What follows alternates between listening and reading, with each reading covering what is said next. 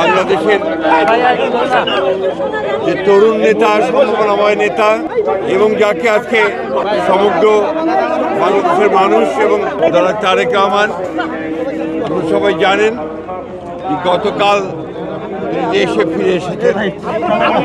দেশে ফিরে এসেছেন রাজকীয় প্রত্যাবর্তনে সমগ্র বাংলাদেশ আনন্দিত হয়েছে, উচ্ছ্বসিত হয়েছে। জনগণ তাদের প্রাণের প্রিয় নেতাকে ফিরে পেয়ে 2006 সালের পরে আবার আজকে 2025 সালের ডিসেম্বর মাসে 26 তারিখে আজকে আবার সেই নেতা বাংলাদেশের স্বাধীনতার ঘোষক শহীদ প্রেসিডেন্ট জিয়াউর রহমান বীর উত্তম, যিনি তার পিতা বাংলাদেশ জাতীয়তাবাদী দর্শনের জনক শহীদ প্রেসিডেন্ট জিয়াউর রহমান সাহেবের মাজারে আজকে তিনি জিয়ারত করতে আসবেন এবং এখানে তিনি পুষ্পস্তবক অর্পণ করবেন।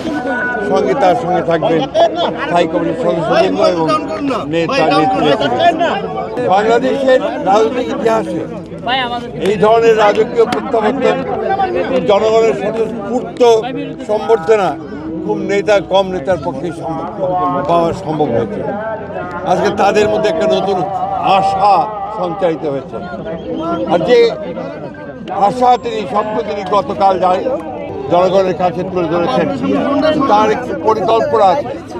তিনি মার্টিন লুথার কিং এর হতে বলেছেন, আই হ্যাভ এ প্ল্যান, অর্থাৎ একটি জনগণের উন্নয়নের জন্য, বাংলাদেশকে একটা সুদৃঢ় অবস্থায় নেওয়ার জন্য, একটি সুখী সমৃদ্ধ বাংলাদেশ নির্মাণ করার জন্য তিনি একটা পরিকল্পনা নিয়ে সেই পরিকল্পনা তিনি ইনশাআল্লাহ জনগণের স্বতঃস্ফূর্ত সমর্থন নিয়ে তিনি বাস্তবায়িত করবেন।